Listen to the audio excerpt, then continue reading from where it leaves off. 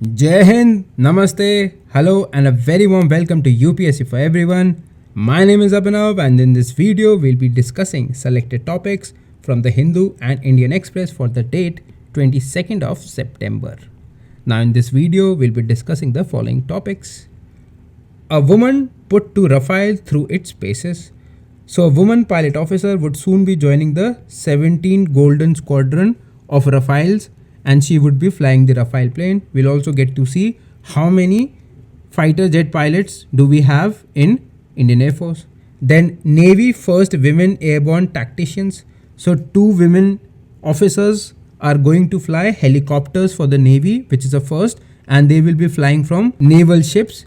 And this is a historical step because till now women officers have only operated from the land and they have been flying the fixed wing aircraft. Now this is the first time that they are going to be flying helicopters in the Navy.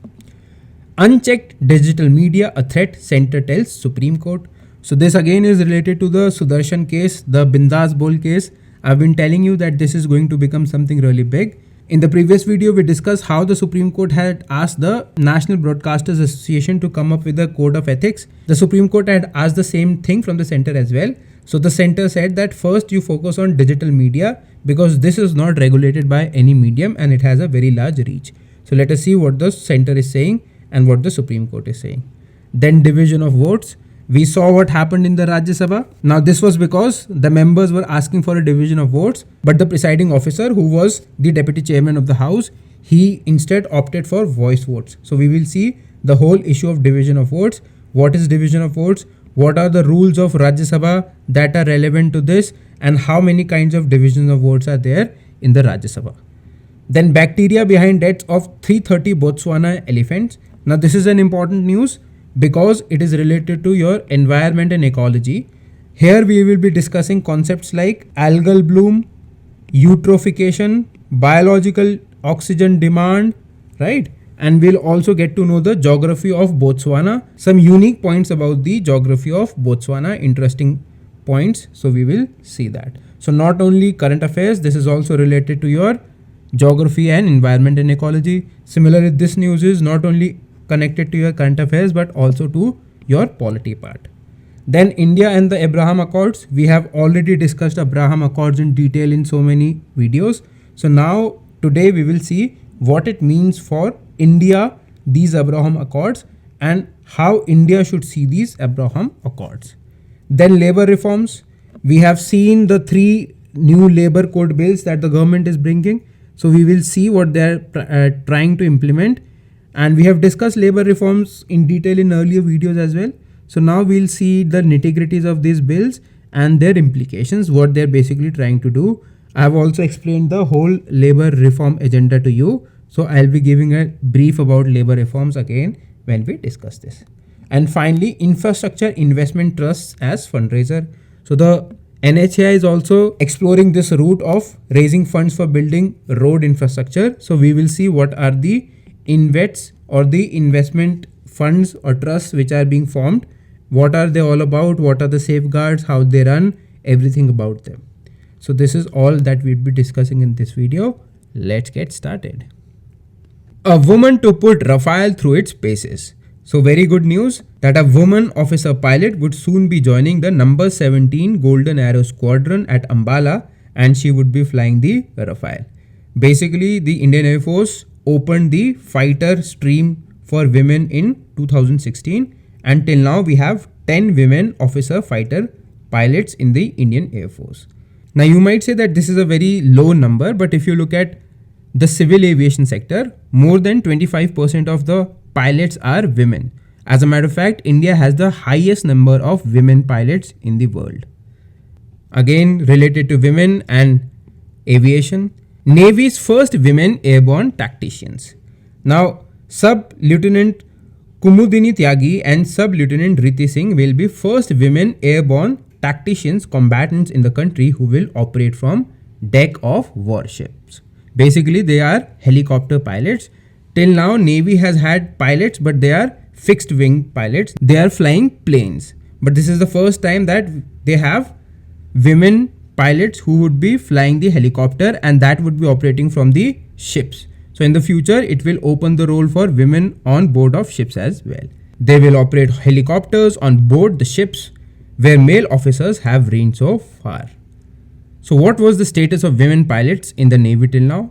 Women in the Navy were hitherto restricted to operating fixed wing aircraft that operate from land. I already told you. Now what is the historic significance of this? That it will open up the place for women to operate from the warships.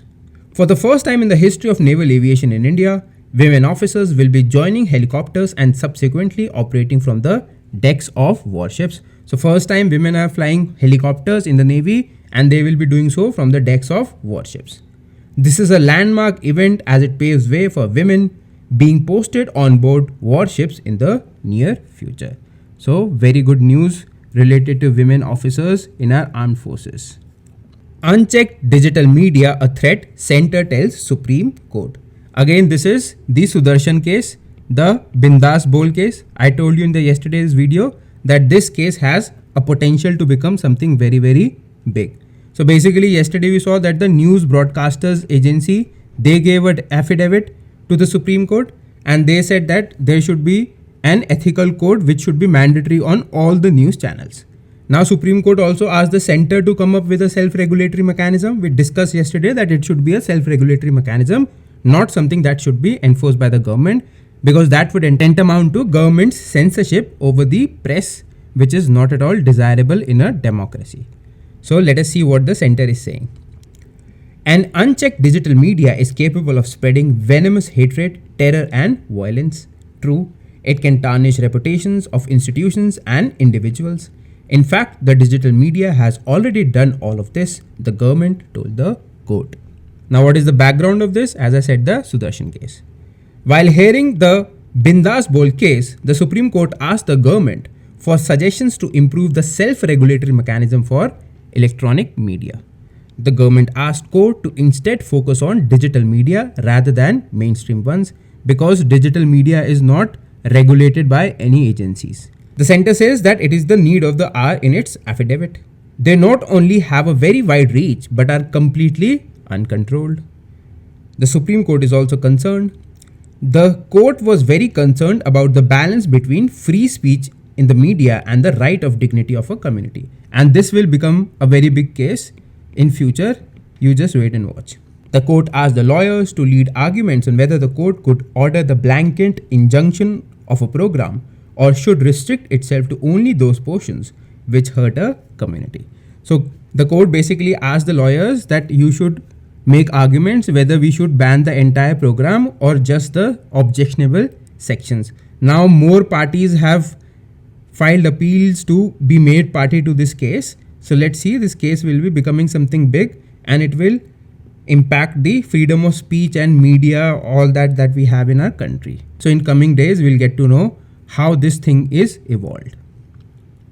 Division of votes. So basically the recently shameful acts that we saw in the Rajya Sabha, so they were because they had asked the deputy chairman who was presiding the officer at that moment to conduct a division of votes, but he instead favored voice vote. His stance was the house was not in order, so it was not possible to go for division of votes. So I will be telling you all about the division of votes. So let us see. Rajya Sabha Deputy Chairman Harivansh's refusal to conduct a division of votes on two controversial pieces of legislation has put into limelight the division of votes.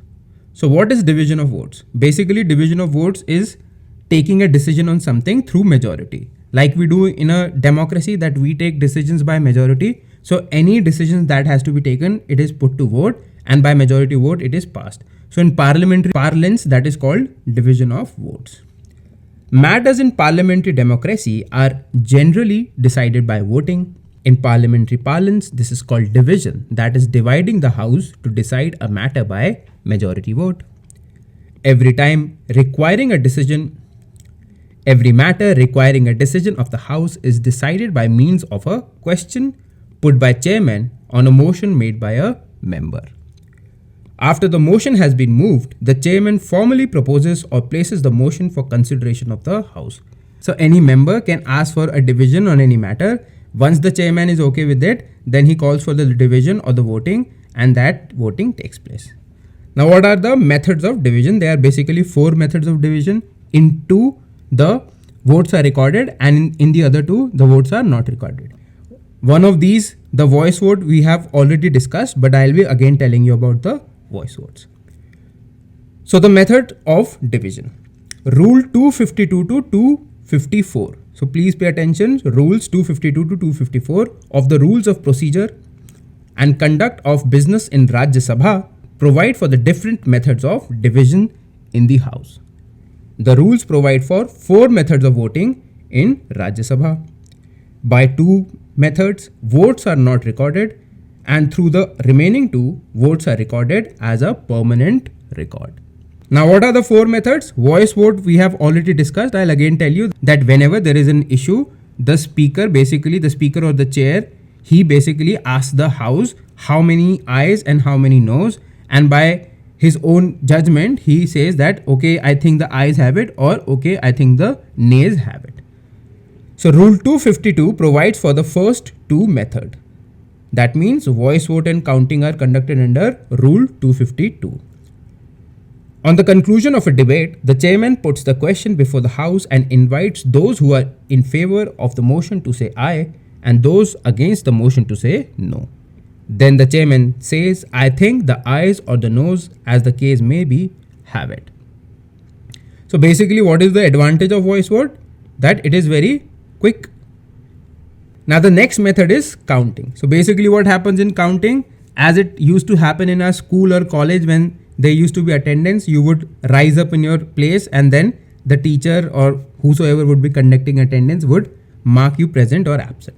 So same happens in counting. For example, somebody raises objection over the voice vote, and if the speaker or the chair thinks that it is okay, then he may call for counting. Basically in counting, he will ask all those who favor yes, stand up, then those would be counted. All those say no, stand up, those would be counted, and the result would be there. If the opinion of the chairman as to the decision of a question is challenged, he may, if he thinks fit, ask the members who are for aye and those for no respectively to rise in their places on account being taken. He may declare the determination of the House. In this case also, the names of voters are not recorded. So voice vote and counting under Rule 252, the votes are not recorded. Then division by automatic vote recorder, Rule 253. So basically, if you've ever seen parliamentary proceedings on TV, you would have noticed that each member on his seat has a mic and also a small machine. Now that machine has a button for vote. So each member is assigned a fixed seat. Each seat is provided with an integrated microphone and voting console containing 4 buttons: P for present, A for ayes, O for abstain, and N for noes. So how many buttons? 4 buttons: present, ayes, abstain, and noes. There is also a separately situated security button, red, vote activation, provided on the language selector. Now a red light, vote now lighting during the voting period indicates that the voting functions are operational or active. So just like you must have seen in movies that there used to be a light outside the operation theater and it was red, and then the red light would go off and the doctor would emerge from the operation theater. Same sort of concept is here, that when the light is on or red on the console machine, that means at that point you can vote, and you have 4 choices. You can abstain, you can say yes, you can say no, or you can press P for present. So this is the third method, and this is under Rule 253, where you use your voting machine. Then is division by going into the lobbies. Now what happens, that members are called. Those who are favoring, they are sent into one lobby, and those who are against, they are sent into another lobby. Then each one of them says his division, and that is recorded by a clerk. Then all the results of this voting is sent to the Secretary General. He counts the votes and then he gives it to the chairman. If the chairman decides that the votes shall be recorded by the members going into the lobbies, he may direct the ayes to go into the right lobby and noes into the left lobby. In the ayes or noes lobby, as the case may be, each member calls out his division number, and the division clerk concerned, while marking off his number on the division list, simultaneously calls out the name of the member. So basically these members have a division number, so they call out their division number, and they also mark their choice, and the division clerk, he announces that name of the member, and that is recorded. After voting in the lobbies is completed, the division clerks hand over the division lists to the Secretary General, who counts the votes and presents the total of ayes and noes to the chairman. And based on the result of these ayes and noes, the chairman comes to a decision. So these are the 4 methods of voting. 2 are under Rule 252, right? Voice vote and counting. And then is under 253, which is automatic counting, where you press the button, and then 254 going into the lobbies. So this is the whole procedure of division of votes. Bacteria behind the deaths of 330 Botswana elephants. So basically what happened some time ago, that 330 elephants were found dead in Botswana, and these were mysterious deaths because no clear answer could be attributed as to why they all died. So now scientists have come up with an explanation that there was an algal bloom in the water source from where they drank water because of the cyanobacteria, and that algal bloom released some toxins into the water, and that was the reason that the elephants got killed. So let us see. Now in this we'll be discussing this news, plus we'll be looking at the concept of algal bloom and eutrophication. So not only are we covering the current affairs, but we are also covering your part from the ecology and environment. So let's see what the article is saying. Toxins in water produced by cyanobacteria killed more than 300 elephants in Botswana this year. So what are cyanobacteria? Also called blue-green algae, they are microscopic organisms common in water and sometimes found in soil. So common where? In water and sometimes in soil, and they are also called blue-green algae. These are single-celled organisms, bacteria, and they live in fresh, brackish, that is combination of salt and fresh water, and marine water. So you will find them in all sorts of water: fresh water, the brackish water, and the marine, that is the salty water. These organisms use sunlight to make their own food. So basically they do their own sort of photosynthesis, and they are called autotrophs. Autotrophs are the organisms that produce their food themselves. They are not dependent on anybody else. For example, plants, in the presence of sunlight, they do photosynthesis. Similarly, these organisms also make their own food, and they are called autotrophs. In warm, nutrient-rich, high in phosphorus and nitrogen environments, cyanobacteria can multiply quickly. So if you have seen on the countryside, that you would see that the pond in which basically the water runoff from different fields drains, in that pond you will find the presence of such algae, and you would not find any marine life but just this algae. Why? Because when this algae grows, it basically consumes the oxygen of the water, then some of this algae dies and it settles on the bottom of the lake or the pond or whatever the water source is, and then that decomposes. That decomposition further takes the oxygen content of the water down. So at one point the water becomes so depleted in oxygen that it cannot support life. So you would not find any other organism where you are experiencing algal bloom. So the quantity of oxygen that is required to support life, that is measured in terms of BOD, or biological oxygen demand. So you see, with this news we are also covering the ecology and environment part, and that is how your UPSC syllabus is actually meant to be. For every topic there are 2 parts, that is, one is your static part, that is the basics, and other is the dynamic, that is what is in current affairs.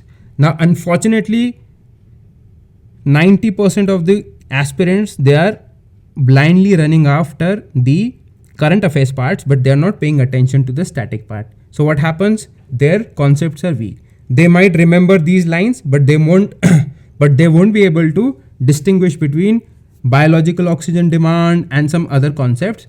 And what happens in the end? They give very immature answers. So please, you pay equal attention to your current affairs and your static subjects as well. Now, in warm, nutrient-rich, high phosphorus and nitrogen environments, cyanobacteria can multiply quickly. But not all produce toxins. scientists say toxin ones are occurring more frequently as climate change drives up global temperature. So again, a common culprit is climate change. Some cyanobacterial blooms can harm people and animals, and scientists are concerned about their potential impact. Now, what is algal bloom? An algal bloom or marine bloom or water bloom is a rapid increase in the population of algae or cyanobacteria in an aquatic system. The algal blooms may occur in freshwater, marine water, or brackish water. So any water body that is exposed to high contents of urea, nitrogen, phosphorus, they would basically experience this algal bloom. So whenever there is agriculture in that area, you will see this algal bloom. Now what is eutrophication? Now you see we have a scale of time, right? And some steps are given here. So let us see what happens. Now first, nutrient load up, that excessive nutrients from fertilizers are flushed from the land into rivers or lakes by rain water, or it could also be by basically discharging the waste into water bodies. Then because these are nutrients which are rich, they help production of plants. So plants flourish. These pollutants cause aquatic plant growth of algae, duckweed and other plants. Then algae blooms, oxygen is depleted. I told you about BOD. So algae blooms preventing sunlight reaching other plants. The plants die and oxygen in the water is depleted. So see, this is the algae layer and it prevents the sunlight into penetrating into the deeper layers, and the organisms and the plants, they don't get the sunlight and they die. Now decomposition starts. Again, decomposition takes up lots of oxygen. Then the amount of oxygen is further depleted into the water body. Decomposition further depletes oxygen. Dead plants are broken down by bacterial decomposers using even more oxygen in water. And the last step is death of the ecosystem. Oxygen levels reach a point where no life is possible. Fish and other organisms die. So this is the whole process of eutrophication. Eutrophication is basically a process when the nutrients or rich nutrients like phosphorus, nitrogen, etc. are added to a water body, that leads to algal bloom, and that basically depletes the oxygen in the water body and it makes the water body into a dead ecosystem. This is the whole process of eutrophication. So we have covered algal bloom, we have understood the concept of BOD, and we have also covered eutrophication. Now what are the factors that lead to algal bloom? Number one, environmental conditions. Please take screenshot of this. This will help you out later. Abundant light should be there. High temperatures. So see, because of global warming, temperatures are getting high. So that is helping. High pH level, that is, it should be a basic medium. And because of global warming, again, more and more water bodies are getting brackish. That is raising their pH levels, and that is again promoting algal blooms. Stagnant water and excess nutrients. Now stagnant water, like I told you, that a central water body in which all the fields are draining their surface runoff water, such a water body would also experience toxic algal bloom. Now what are the sources of excess nutrients? Agriculture, fertilizer runoff, nitrogen and phosphorus, and animal waste. Industry, chemical discharge and waste, and urban life, sewage and waste runoff. So even if you dump your sewage into some water source, that water source is also going to experience algal bloom. Climate change. Now climate change is important. Climate change is increasing the frequency and severity of blooms due to increase in water and air temperature, increase in droughts and flooding, changes in salinity, which is changing the pH level, increase in the amount of CO2, and sea level rise and coastal upswelling. Again, sea level rise and coastal upswelling is leading to mixing of fresh and the salty water and the fresh and the brackish water, again raising the pH or altering the pH, and again promoting toxic algal bloom. Now let us see in detail the climate change factor. Warming water temperature. Toxic blue-green algae thrive in warm, slow-moving water. Warmer water due to climate change might favor harmful algae. Warmer temperatures prevent water from mixing, allowing algae to grow thicker and faster. Then changes in salinity. Climate change might lead to more droughts which make freshwater saltier. This can cause marine algae to invade freshwater ecosystems. Higher carbon dioxide levels. Again, when carbon dioxide mixes with water, it changes its pH. Algae need carbon dioxide to survive. Higher levels of carbon dioxide in the air and water can lead to rapid growth of algae, especially toxic blue-green algae that can float to the surface of the water. Then changes in rainfall. Climate change might affect rainfall patterns, leading to alternating periods of drought and intense storms. This can cause more nutrient runoff into water bodies, feeding more algal blooms. So this topic is also connected to your mains. There might be a question of 12.5 marks that how are algal blooms dependent on climate change, or how the climate change or global warming is leading to more algal blooms. So these are the points that you should know. Now, because Botswana is in news, so something about that country as well. Let me show you the map first. So these are two maps. You can take a screenshot. So this is Botswana. This is Kalahari Desert. And this is the Okavango Delta. So these two you should know for sure. Kalahari Desert and Okavango Delta. Rest you can explore all you want. But these are the important points in this country. So you please take a screenshot of this. Now Botswana, it is a landlocked country of South Africa, and it is a very interesting thing or a sad thing that because of climate change, the temperatures in South Africa are increasing at twice the global average. So again, a very dangerous thing for that region. Botswana is mostly flat with a few hills, most of its highest points located along the southeast section of the country, the eastern edge of Kalahari Basin. The semi-arid Kalahari Desert covers about 70% of Botswana's surface.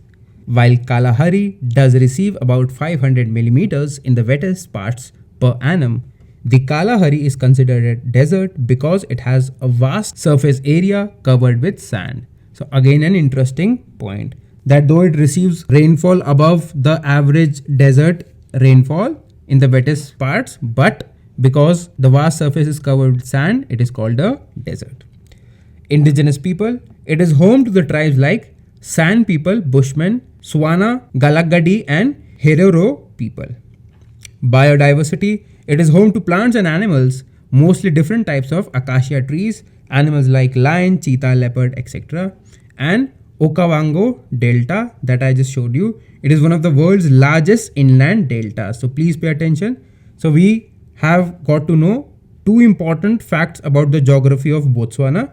Number one, that the Kalahari Desert receives good amount of rainfall or better rainfall than the other deserts in the wettest parts, but it is still called a desert because vast part is covered with sand. And number two, the Okavango Delta is the largest inland delta in the world.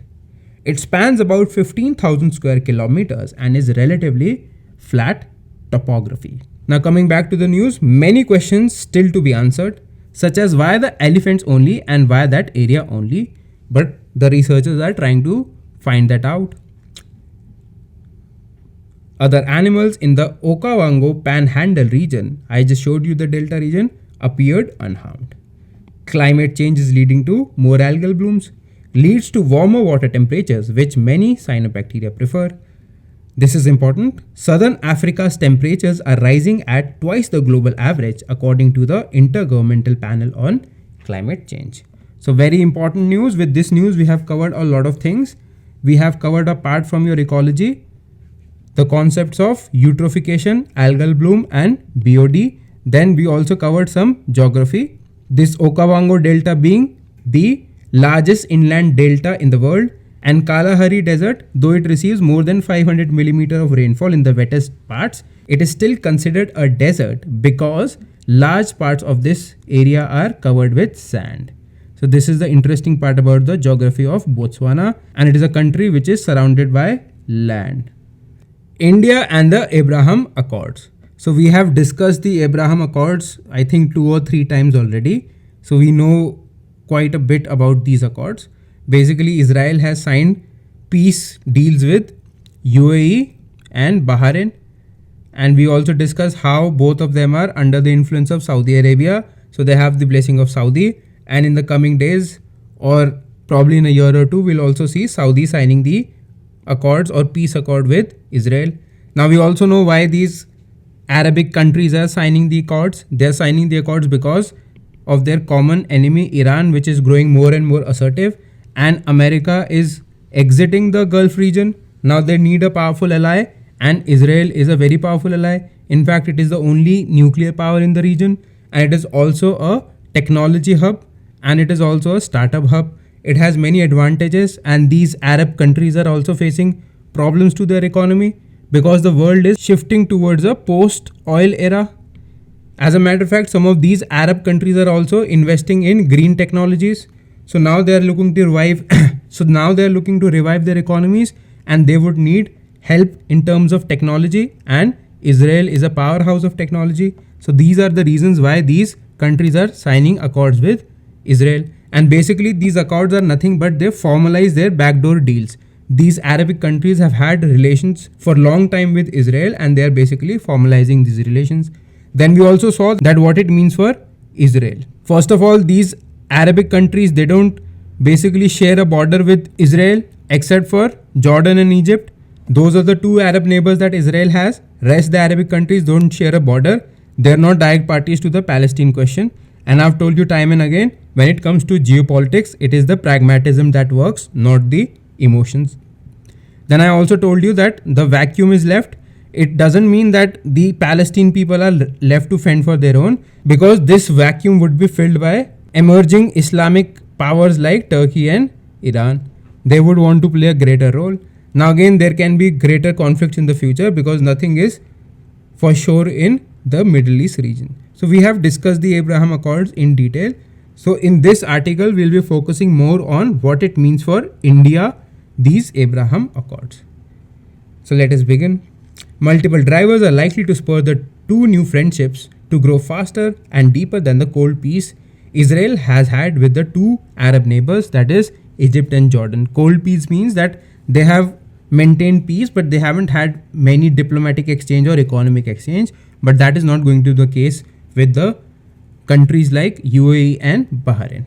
Externally, Israel, the UAE and Bahrain share the common threat perception of Iran against the backdrop of ongoing diminution of Pax Americana in the region.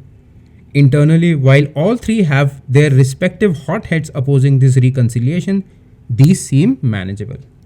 They are relatively more modern societies which share the overarching and immediate priority of post-pandemic economic resuscitation. Now, what has been India's stand? Geopolitically, India has welcomed the establishment of diplomatic relations between UAE and Israel, calling both its strategic partners. Israeli foray into the Gulf could disrupt the politico-economic architecture India has built with the GCC. Now GCC is what? Gulf Cooperation countries. India has stronger, multifaceted and growing socio-economic engagements with Israel and the Gulf countries. Now the problem is that India was providing certain services and it had a unique footprint in economic relations with the Arab countries. Now that they have normalized relations with Israel, Israel is also good in those sectors which we are providing for these Arabic countries. So there would be a competition between Israel and India now. With over 8 million Indian diaspora in the Gulf remitting annually nearly $50 billion, annual merchandise trade of over $150 billion, sourcing of nearly 2/3 of India's hydrocarbon imports, major investments, etc. So this is the importance of the Gulf region to India. Now what are the implications of these deals? The Israel GCC ties may provoke new polarization between jihadi fringe and the mainstreams. So India would have to look out for its interests in the region. The Southern Gulf becoming the new arena of the proxy war between Iran and Israel, particularly in Shia pockets, is very much a reality. India would have to be on its guard to monitor and even preempt any threat to its interests in the Gulf. Even more important for India is to manage the economic fallout of the Israel GCC synergy. The UAE and Bahrain can become the entrepots to Israel exports of goods and services to diverse geographies. So basically, Israel can use the ports of UAE and Bahrain to basically send its products to different countries, and it will save a lot of shipping costs to Israel as well. Israel has niche strengths in defense, security, and surveillance equipment, arid farming, solar power, horticulture products, high tech, gem and jewelry, and pharmaceuticals. And as a matter of fact, India is collaborating with Israel in all of these sectors. Israel is very good in arid farming. It is also very good in water filtration technology. So these are the things that we are learning from Israel. And of course, we are buying many security and surveillance equipments from Israel. Further, Israel has the potential to supply skilled and semi-skilled manpower to the GCC states, particularly the Sephardim and the Mezarim ethnicities, many of whom speak Arabic. And also there are Israeli Arabs, they also speak Arabic. So these people can be good source of labor for the Gulf countries. So it would be a direct challenge to the India's export of labor to the Gulf region. Israel is known as the startup nation, and its stakeholders could easily fit into the various duty-free incubators in the UAE. So right now, Indian startups are enjoying this facility in the UAE. Now, Indian startups would also face challenge from Israel. Israeli foray into the Gulf has the potential to disrupt the existing politico-economic architecture India has carefully built with the GCC states. India has acquired a large and rewarding regional footprint in many sectors in the Gulf region, particularly as the preferred source of manpower, again competition with Israel, food products. Israel is a pioneer in this field as well. Pharmaceuticals, again competition with Israel, gem and jewelry, light engineering, etc. So these are the sectors in which India is competent, and also Israel is competent in these areas. So there would be a direct competition. Indians are also the biggest stakeholders in Dubai's real estate, tourism and free economic zones. So this all could be changing real time soon. Now India would face direct competition from Israel. Labor reforms. So we have already discussed labor reforms in 2-3 videos. So I'll give you just a summary of the reforms and why we want to do it. So basically, why we want labor reforms? Because we want to increase our ease of doing business. It has become all the more important in the current scenario. Because of COVID, our economy is down. Now we need more investment into our economy, right? Because these investors would be investing, and that investment would be creating assets, and those assets would be providing jobs. Now it is all the more important because companies are seeking to exit China, and they are seeking alternatives. So to make India an attractive destination, we are trying to increase our ease of doing business.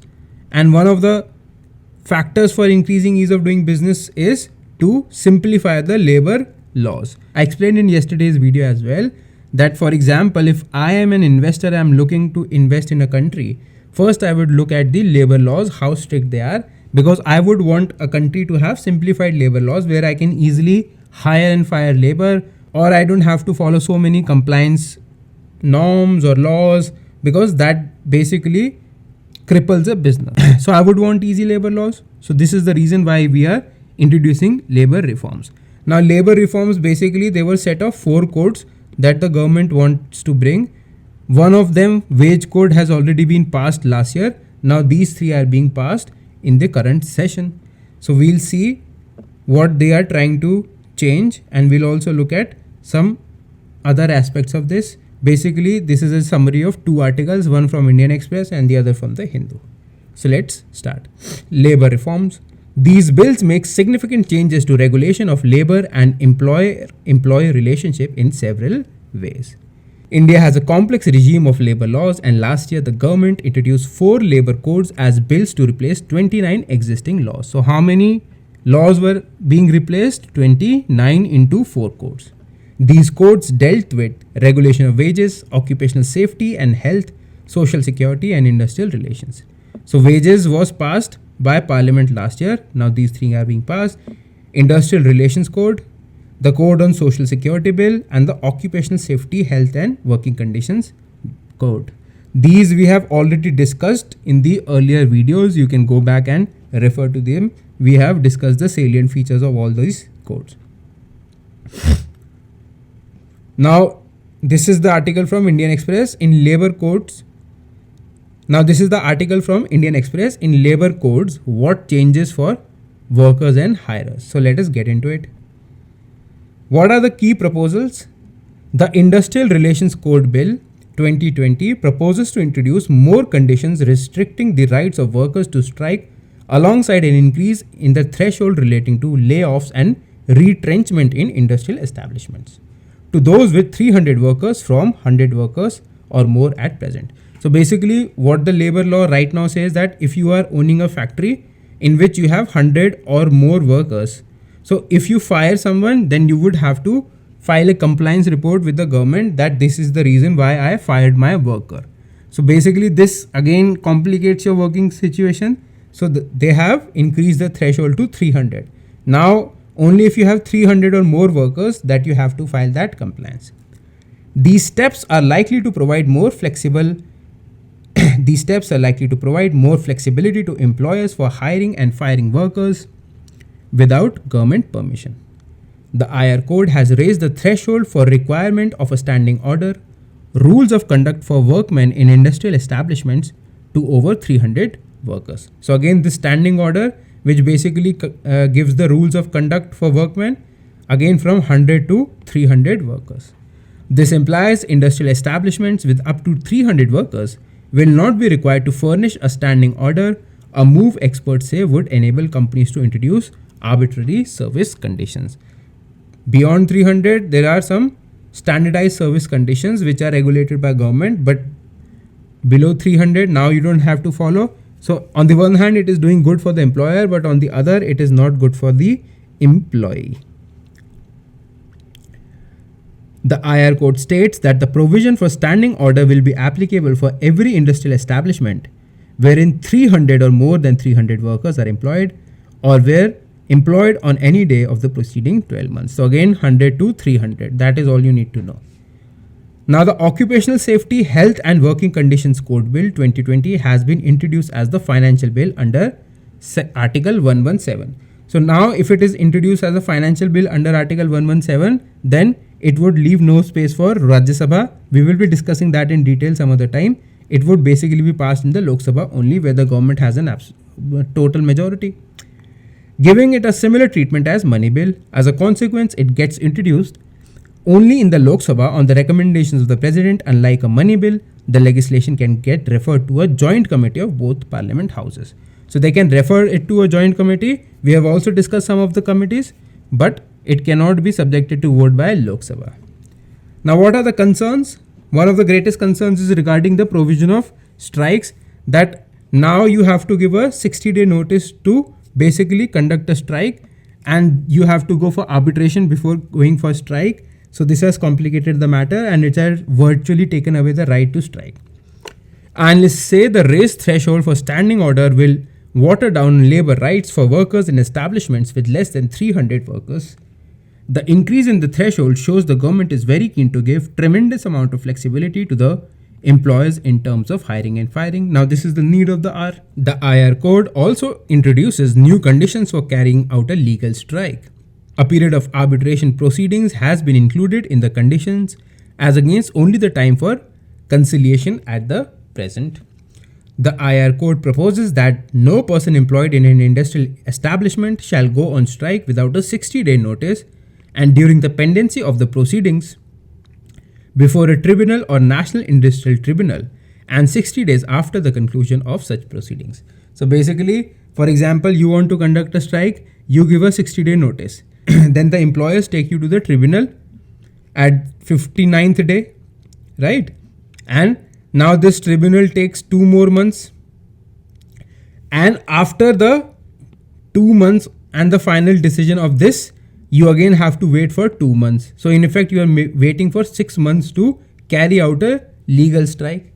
So you see, they have made it so difficult, but this is not something new, because even if you see a communist country like China, I told you yesterday as well, it does not have a very strong regime of labor laws. Even there, the companies have great powers over labor. They practice hire and fire, and that is why China has become the factory of the world. Now see, there are 2 issues. Yes, labor laws need to be there, but this is a desperate situation. More important is to provide employment than go for labor laws.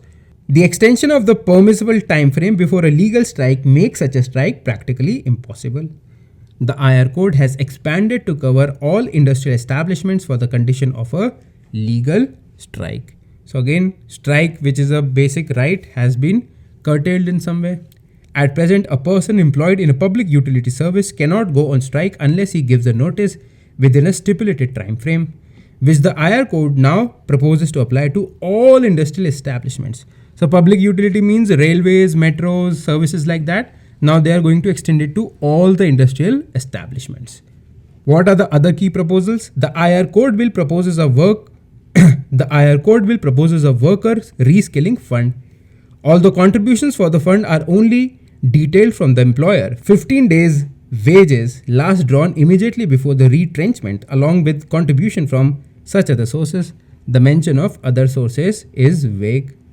The two other codes too have proposed changes for expanding social security, inclusion of interstate migrant workers. We have all covered this. Gig workers, etc. I have explained all of this, so you don't need to know that. Most importantly, in this article, the 60-day clause and the increasing of threshold from 100 to 300. Now, what these bills collectively do? Let us look at that. Number one, they raise several thresholds. The Factories Act of 1948 defines any manufacturing unit as a factory if it employs 10 workers and uses electricity, or 20 workers without using electrical power. And if you remember, I told you when we were discussing these labor reforms that many people, they deliberately keep the workers down to 9 so that they don't come under the Factories Act as a manufacturing unit, and they don't have to follow the compliance norms, and they don't have to follow or fill multiple forms. The Industrial Disputes Act of 1947 requires any establishment employing over 100 workers to seek government permission before any retrenchment. So we have already discussed it. They have raised it to 300, with the government empowered to raise it further through notification. So if they want to raise from 300, say 500 or 1000, then only a notification. That means the government does not have to get it passed through the parliament. So more power to the government there. Now this could be dangerous in the hands of the government. The Industrial Employment Standing Orders Act of 1946 requires employers to formally define conditions of employment under them if they have at least 100 workers. That is the standing orders. Again, that has been raised to 300 workers. The 2020 bill has increased this threshold to 300 workers. We have already discussed in the previous article. They provide the government with the power to exempt establishments from any or all of their provisions. Now this again is dangerous. The Code on Industrial Relations governs working conditions, trade unions, retrenchments and layoffs, dispute resolution, and establishes industrial tribunals. We have discussed all of this in the previous article. The government may, in public interest, exempt any new industrial establishment from the provisions of this code.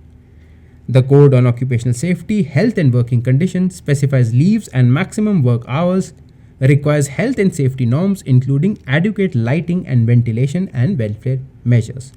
It subsumes 13 acts including the Factories Act. So this is a good thing. See, what is wrong, or what should be criticized should be criticized. These are the things that should be criticized, though they have their reason, but again they are weakening the laborers vis-a-vis the employers. But this one is good. It basically provides them good working conditions. Now the problem is, if you look at the corporate employees, they already end up working 18 hours, 16 hours.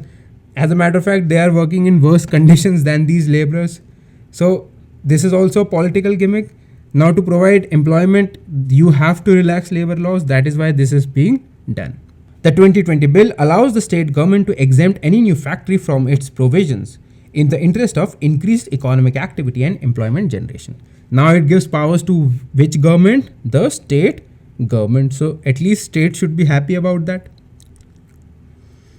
It gives wide discretion to the state government to exempt new factories from basic safety and welfare norms. Now this is not good. Note that the Factories Act permitted such exemption for a limited period of 3 months only during a public emergency, but this is given for an indefinite time. There are some changes related to contract labor. The 2020 bill is applicable to establishments which employed at least 50 contract workers and to contractors supplying at least 50 workers. So what sort of contract labor? At least 50 are employed or supplied being at least 50. It prohibits the employment of contract workers in any core activity of any company and specifically permits employment in a specified list of non-core activities including canteen, security and sanitation services. So these contract labor would not be employed in any core activity. Occupational safety. The 2020 bill on occupational safety allows the government to require employers to provide adequate safeguards in undertaking operations that could be dangerous to their health and safety. So again, this is a good measure. So it is a mixed bag. Some things are good and some things are bad. How well do they play? Would they really lead to ease of doing business or coming of more business and FDI into India? That is to be seen. Let us hope that these bills provide opportunities for entrepreneurial activity and also industrialization in our country. Infrastructure investment trusts as fundraisers. So basically the NHAI has come up with a new method of raising money from the public for mobilizing funds for constructing road infrastructure. Now, first of all, infrastructure investment is very, very important for an economy. Why? Because it has a multiplying effect. Now, what is multiplying effect? For example, if I'm investing 100 rupees in a sector, what kind of a return it will give and how many sectors will it touch? For example, if I'm building a highway, what all will it do? It will enable the movement of goods. It will also support tourism, right? It can also support security apparatus of our country. So there can be many possibilities. Plus, this generates massive infrastructure. Even in the ancient times or medieval times, the emperors or the kings, the great kings, they would build huge structures. Now those huge structures were, number one, symbols of the state, and they would also provide employment to people, and that would help the economy. So again, we need to invest in the infrastructure. Again, investment in infrastructure is also important for ease of doing business, which India is looking to improve so that more and more investment comes into the economy. So NHAI and Ministry of Road Transport is coming up with new methods. So let us see what is this all about. Recently, the National Highway Authorities of India has decided to use infrastructure investment trusts InvIT as a vehicle for mobilizing funds for constructing road infrastructure. So let us see what are InvITs. InvITs are instruments that work like mutual funds. They are designed to pool small sums of money from a number of investors to invest in assets that give cash flow over a period of time. Part of this cash flow would be distributed as dividend back to the investors. So basically they would put money, right? And that money would be used for construction activities and the returns would be dispersed back to the investor. The minimum investment amount in an InvIT IPO is rupees 10 lakh. Therefore, InvITs are suitable for high net worth individuals, institutional and non-institutional investors. InvITs are listed on exchanges like stocks through IPOs. Now, what is IPO? It is initial public offering. For example, when you're offering a new stock to the market, it is called IPO. And for a company which has already gone public, you are again coming up with some offering, then that is called FPO. Now, however, the Indian InvIT market is not yet mature and has supported the formation of 10 InvITs till date, of which only 2 are listed. So this is a new concept and people are not ready to invest in it as of now.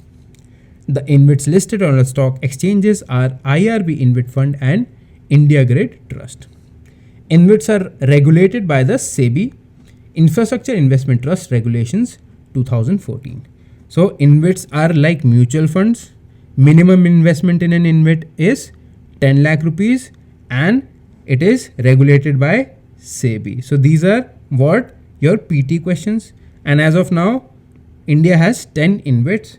Now this is a vague thing, this is not important, but what is important for you is to know that it is like a mutual fund, right? It seeks money from investors, pools that money, invests it and gives them a return. Then minimum for this road InvIT is 10 lakh rupees and InvITs are regulated by SEBI. Now structure of InvIT. Like mutual funds, they have a trustee, sponsor, investment manager, and project manager. Trustee has the responsibility of inspecting the performance of the InvIT. Sponsors are promoters of the company that set up the InvIT. Investment manager is entrusted with the task of supervising assets and investments of the InvIT. And the project manager is responsible for the execution of the project. So it has a proper structure. Now safeguards, there should be safeguards for the investors as well. So there are some safeguards for investors in InvITs. There are certain rules that the InvIT issuer have to follow designed to safeguard the investor. First, the sponsor has to hold a minimum 15% of InvIT units with a lock-in period of 3 years. Second, InvITs have to distribute 90% of their net cash flows to investors so that there cannot be any fraud or swindling of money. The money should go back to the investors. Lastly, InvIT is required to invest a minimum of 80% in revenue generating infra assets. Now this is also very important because InvIT could say later on that, oh, we invested somewhere but we lost all your money and mutual funds are subjected to market risks. Please read the documents before you invest. Now we have lost your money, so we really cannot do anything about it. So that is why it is required that it invest a minimum 80% of its funds in a revenue generating infra asset. So this is all about the InvITs that you need to know. So folks, this was all about this video. Thank you so much for watching. If you like our videos, please do subscribe to our channel and press the bell icon so that you don't miss out on any new videos that we post. Also, if you like this video, please press the like button. And please do connect with us on our Instagram page, UPSC for Everyone. See you next time. Till then, stay happy, stay safe, and have a great day. Namaste and Jai Hind.